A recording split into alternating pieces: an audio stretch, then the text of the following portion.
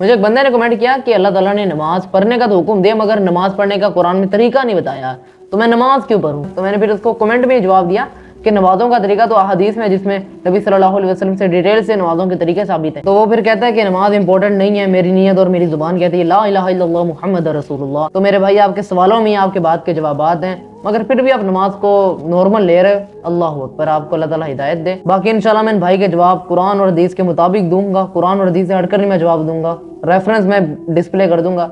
और इस वीडियो को बनाने की जरूरत भी इसलिए पेश आई क्योंकि इन भाई की तरह और भी हैं जो नमाज को इसी नजरिए से देखते हैं कि नमाज इंपॉर्टेंट नहीं है, तो बस अगर हमारी नीयत है कि अगर हम अच्छे अमाल करें तो हमें जन्नत मिल जाएगी। तो ऐसा नहीं है। मैं आज की इस वीडियो में कुरान और हदीस से रेफरेंस रखूंगा, फिर आपने खुद फैसला करना कि नमाज इंपॉर्टेंट है कि नहीं है। भाई ने कहा कि मेरी जुबान ये इकरार करती है ला इलाहा इल्लल्लाह कि अल्लाह के सिवा कोई माबूद नहीं, मुहम्मद रसूलुल्लाह और मुहम्मद अल्लाह के बंदे और रसूल है सल्लल्लाहु अलैहि वसल्लम। तो यार ये जुबान से इकरार करना ही काफी नहीं है, बल्कि इस पर अमल करना ही असल दीन है। जब आपने मान लिया ला इलाहा इल्लल्लाह अल्लाह के सिवा कोई माबूद नहीं, तो आपने ये मान लिया कि अल्लाह ही माबूद बरहक है और उसके सिवा कोई माबूद नहीं, और आपने ये मान लिया कि मैंने उस अल्लाह के सामने सर इताअत खम करना है, यानी उसी के हुक्म मानने हैं मैंने सिर्फ। मुहम्मद रसूलुल्लाह, मुहम्मद सल्लल्लाहु अलैहि वसल्लम अल्लाह के बंदे और रसूल हैं, यानी अब नबी सल्लल्लाहु अलैहि वसल्लम के रास्ते की पैरवी करनी है हमें। रसूलुल्लाह सल्लल्लाहु अलैहि वसल्लम जो तुम्हें लेने का हुक्म दें उससे ले लो, और जिस चीज से तुम्हें वो मना करें तो उससे बात रहो। सूरह हशर की आयत नंबर 7, क्योंकि वो अल्लाह के रसूल हैं, वो जो भी बात करते हैं अल्लाह के सिखाए हुए इल्म से बात करते हैं, और जिस चीज से वो रोकते हैं और जिस चीज को लेने का हुक्म देते हैं तो वो अल्लाह ही का हुक्म होता है। तभी कुरान में आता है मन युती रसूल फक़द अता अल्लाह,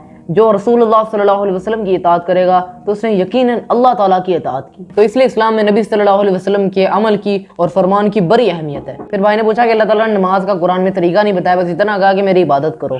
तो इस सवाल में भी भाई ने अपना जवाब खुद ही दे दिया। कुरान में अल्लाह ताला एक दो जगह नहीं बल्कि कई मकामात पर फरमाता है कि तुम मेरे लिए नमाज पढ़ो, जैसा कि सूरह रोम के आयत नंबर 31 में अल्लाह ताला फरमाता है मुनीबीना इलैहि वत्तकूहु, और उसी की तरफ रुजू किए रहो और उससे डरते रहो, वाक़िमुस्सलाता वला तकूनु मिनल मुशरिकीन, और नमाज कायम करते रहो और मुशरिकों में से ना हो जाना। यानी नमाज इतना सीरियस मामला है, और आप अल्लाह ताला के अल्फाज देख सकते हैं कि अल्लाह ताला ने किस तरह के अल्फाज यूज किए इस आयत में। ये भाई अपने सवाल में कहते हैं कि मैं नमाज क्यों पढ़ूं, वो इसलिए क्योंकि ये अल्लाह का हुक्म है। सूरह तहा में अल्लाह ताला फरमाता है बेशक मैं ही अल्लाह हूँ और मेरे सिवा कोई माबूद नहीं, और मेरी ही इबादत करो, और अल्लाह ताला के हुक्मों को मानना ही इबादत है। लेकिन अल्लाह ताला इसके आगे इसी आयत में जिक्र करता है स्पेशल, क्या वाक़िमिस्सलात लिज़िक्री, और मेरी याद के लिए नमाज पढ़ा करो। अल्लाह ताला नमाज का स्पेशल जिक्र कर रहा है। फिर सूरह बकरा में अल्लाह ताला फरमाता है और नमाज कायम करो और ज़कात दो और रुकू करने वालों के साथ रुकू किया करो। यहाँ पर रुकू का स्पेशल जिक्र दो वजूहात की बिना पर किया गया। पहला तो ये कि मुसलमानों को जमात की अहमियत बताई जाए कि रुकू करने वालों के साथ रुकू करो, यानी जमात के साथ नमाज पढ़ो। दूसरा ये कि यहूद में इबादत का सिस्टम तो था मगर वो रुकू करने में कोताही करते थे और फिर वो रुकू छोड़ देते थे, इसलिए अल्लाह ताला यहाँ पर रुकू का स्पेशल जिक्र कर रहा है, उम्मत मुहम्मदिया को बता रहा है कि तुमने रुकू नमाज में करना है, इसलिए यहाँ पर रुकू का स्पेशल जिक्र हुआ। और जब मैं यहाँ पर रुकू का जिक्र कर ही रहा हूँ तो यहाँ पर मैं रुकू करने का सही तरीका भी बता देता हूँ। अबू दाऊद में हदीस है कि अबू हुमैद सऊदी रज़ियल्लाहु अन्हु ने 10 सहाबा की मौजूदगी में नमाज पढ़ी जिस तरह रसूलुल्लाह सल्लल्लाहु अलैहि वसल्लम पढ़ा करते थे। उन्होंने क्या किया कि तकबीर तहरीमा करते वक्त रफ़ुल यदैन किया, रुकू में जाते वक्त रफ़ुल यदैन किया, और रुकू से उठते वक्त रफ़ुल यदैन किया, यानी रफ़ुल यदैन से नमाज पढ़ी। उन्होंने बताया कि नबी सल्लल्लाहु अलैहि वसल्लम भी इसी तरीके से नमाज पढ़ते हैं। अच्छा, अब रुकू की बात करते हैं तो अबू हुमैद सऊदी रज़ियल्लाहु अन्हु ने बयान करते हैं कि जब नबी सल्लल्लाहु अलैहि वसल्लम रुकू में जाते तो अपने वो दोनों हाथों की हथेलियों को घुटनों पर रख लेते, और नमाज में ना ही वो ज्यादा सर झुकाते और ना ही ज्यादा अपनी पीठ को बुलंद करते। यहाँ पर अक्सर लोग नमाज में रुकू में या तो उन्होंने सर को झुकाया होता है ज्यादा, या तो उन्होंने पीठ बुलंद की होती है। तो बराबर तरीके से रुकू करना है, तभी रुकू परफेक्ट तरीके से होगा। तो कुरान में नमाज की बड़ी अहमियत है। भाई का तीसरा सवाल ये कि अगर हदीसों में नमाज का तरीका है तो फिर हर कोई अलग तरीके पर नमाज क्यों पढ़ता है। कुरान में ये तो है कि अल्लाह ताला फरमा रहा है कि नमाज पढ़ो, तुम पर नमाज फर्ज है, लेकिन अल्लाह ताला ने नमाज का तरीका नहीं बताया कुरान में। इसके पीछे भी अल्लाह ताला की बेशक बहुत बड़ी हिकमत होगी, मगर कुरान में एक आयत ऐसी है जो कि इस मसले को बआसानी समझा देती है अगर समझने वाला कोई हो तो। सूरह अहज़ाब के आयत नंबर 21 में अल्लाह ताला फरमाता है कि यकीनन रसूलुल्लाह सल्लल्लाहु अलैहि वसल्लम की जिंदगी तुम्हारे लिए बेहतरीन मिसाल है, यानी नबी सल्लल्लाहु अलैहि वसल्लम ने जिस तरह अल्लाह ताला के हुक्मों पर अमल करके अपनी जिंदगी गुजारी है वो नबी सल्लल्लाहु अलैहि वसल्लम की उम्मत के लिए बेहतरीन मिसाल है। तो इस आयत से ये वाज़ेह होता है कि नबी सल्लल्लाहु अलैहि वसल्लम ने जिस तरीके पर अमल किया वही हमारे लिए अमल बेहतर है। उसी तरीके पर अगर हम अमल करेंगे तो उसी में कामयाबी है। जैसा कि कुरान में वज़ू का फ़र्ज तरीका है कि चेहरा अपना धो लो अच्छी तरीके से, फिर कोहनियों तक अपने हाथ धो लो, फिर अपने सर का मसा कर लो और टखनों तक अपने पाँव को धो लो अच्छी तरह। अब वजू का सुन्नत तरीका डिटेल से नबी सल्लल्लाहु अलैहि वसल्लम ने जहाँ पर अमल करके दिखाया तो वो हदीसों में हमें मुतालिया करना पड़ेगा। अब कुरान में तक जब तुम पर गुस्ल फर्ज हो जाए तो तुमने गुस्ल करना है। अब हदीसों में जब हम जाएंगे तो नबी सल्लल्लाहु अलैहि वसल्लम से हमें ये मिलेगा तरीका कि नबी सल्लल्लाहु अलैहि वसल्लम ने उम्मत को क्या तालीम दी है गुस्ल करने की, किस तरह गुस्ल करना है, तो डिटेल से हमें हदीसों में मिलेगा ये चीज़ें। इसी तरह नमाजों का तरीका भी हदीसों में है।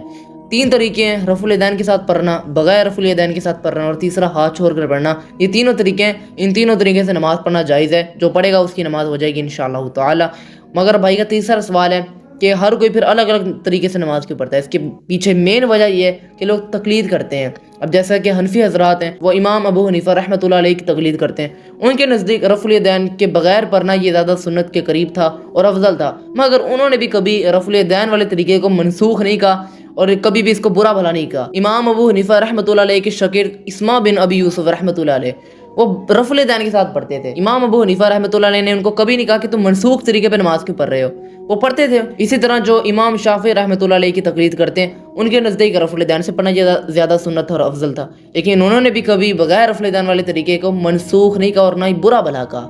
ये इख्तलाफ है, उनकी अपनी रिसर्च थी। उन्होंने तो कभी किसी तरीके को बुरा भला और कभी भी किसी तरीके को मनसूख नहीं कहा। ये रफुल यदैन मनसूख होने की सारी बहसें इमाम बुखारी के उस्ताद के दौर में चलने शुरू हुई हैं। बाकी मेरे भैया आपने मसला कहाँ पे पढ़ रही है कि अगर नमाज के तरीकों में इख्तलाफ है तो नमाज ही छोड़ दो। अरे मेरे भाई नमाज तो जंग में नहीं माफ़ है, तो ये तो फिर एक छोटा मसला है इख्तलाफ वाला। आप नमाज पढ़ो, ये कोई बहाना नहीं नमाज छोड़ने का। अगर आप रफुल यदैन के साथ पढ़ना चाहते हैं आप रफुल यदैन के साथ पढ़ें। अगर आप बगैर रफुल यदैन के साथ पढ़ना चाहते हैं आप बगैर रफुल यदैन के साथ पढ़ें। अगर आप हाथ छोड़ कर पढ़ना चाहते हैं तो आप हाथ छोड़ कर पढ़ें। आपको किसने मना किया? ये तीनों तरीके हदीसों में आए हैं। इब्ने माजा की हदीस है, नबी सल्लल्लाहु अलैहि वसल्लम ने फरमाया कि मुसलमान बंदे से सबसे पहले जो हुकूकुल्लाह के बारे में सवाल होना है वो नमाज का होना है कि तुमने फ़र्ज नमाज पढ़ी थी। ये नहीं होना कि रफुल यदैन के साथ पढ़ी थी कि नहीं पढ़ी थी।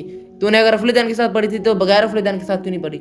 ये सवाल ही हो ना, सवाल जो है कि फ़र्ज नमाज पढ़ी थी कि नहीं पढ़ी थी। और जो शख्स इस सवाल में रह गया अगर उसने नमाजें नहीं पढ़ी होंगी तो सूरह मुदस्सिर में कुरान में अल्लाह ताला फरमाता है कि जब जहन्नुमी लोग जहन्नुम में पड़े होंगे और जन्नती लोग जन्नत में बागों में उन लोगों से पूछते होंगे कि तुम्हें ये क्या चीज़ जहन्नुम में ले गई, तो वो जहन्नुमी लोग उनसे कहेंगे कि हम नमाजियों में शामिल ना होते थे, हम नमाज ना पढ़ते थे।